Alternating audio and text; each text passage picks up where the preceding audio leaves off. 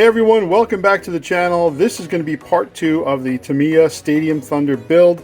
So if you guys haven't built these before, they are just a lot of fun to build and very simple. You basically build the gearbox, build up the whole rear end with the suspension, you build up the whole front end, then you put all your electronics in the chassis tub, kind of bolt it all together, put the body mounts on, and you're ready to go. Obviously it's, a little bit more than that, but putting on the bumper, everything else, but it is pretty simple built. And as you can see, I have my Fly Sky receiver. I have a Hobbywing 1060 ESC in here, mounted the switch right there. This switch, obviously, I put some foam tape over on the top and the bottom so no dirt can get in here, although dirt gets in there anyway, but why add more?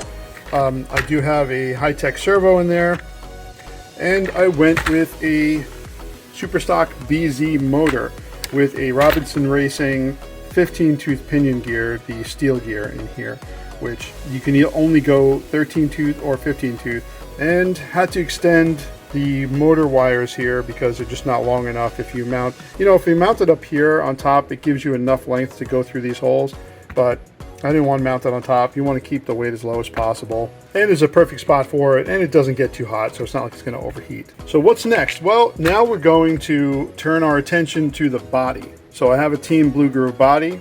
I have original decals right here. We have all our paint colors. We have PS27 fluorescent for that front bumper area. We have silver for that back roll bar section. Also the gunmetal is also for that area. And I have PS31 smoke so I can smoke the windows. So we are all set to go with the body. So let's get to it.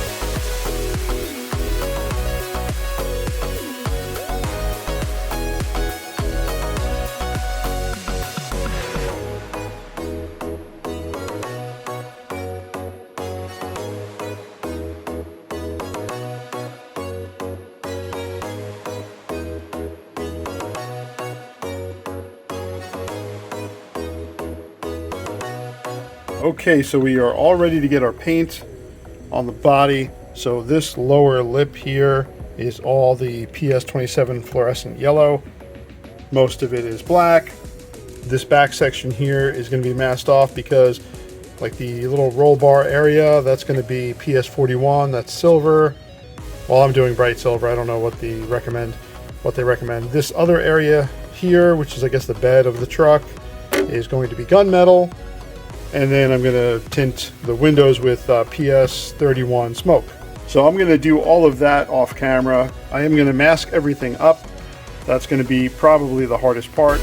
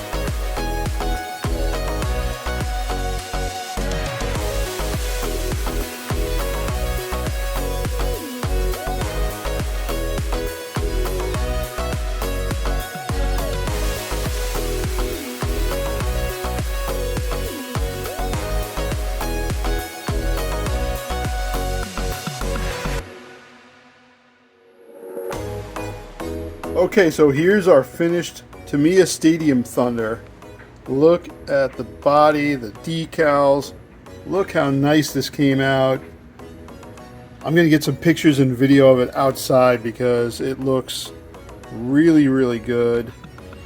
I love the pink with the black, the fluorescent yellow. They did such a good job on this. They really did. So I think I said in one of my previous videos that this was meant to be on this kit, and they also used it for the Dyna Blaster, but I was wrong. The Dyna Blaster came out in '93. This came out in '96. So the Dyna Blaster had this body, then they took this body and adapted it to this chassis, which I'm sure you guys know from watching my channel that this is the same as the Blitzer Beetle and Stadium Blitzer. But look at how good this came out. I'm really, really happy with the results. The only thing I gotta say is I did make a mistake on the front here. I originally had this lip much lower because with the Team Blue Groove bodies, sometimes the cut lines aren't clear.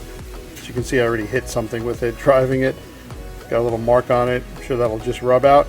But so I went a little bit too low here, and then I painted the fluorescent yellow from here down, forgetting that the yellow's got to be under this little bumper lip here. So I trimmed this down and I had to redo the paint on the front here, but it came out really good. I mean, better cutting less and then having to, you know, retrim it than cutting too much, and you know, then you're screwed. You can't really do much about that. But I love the colors.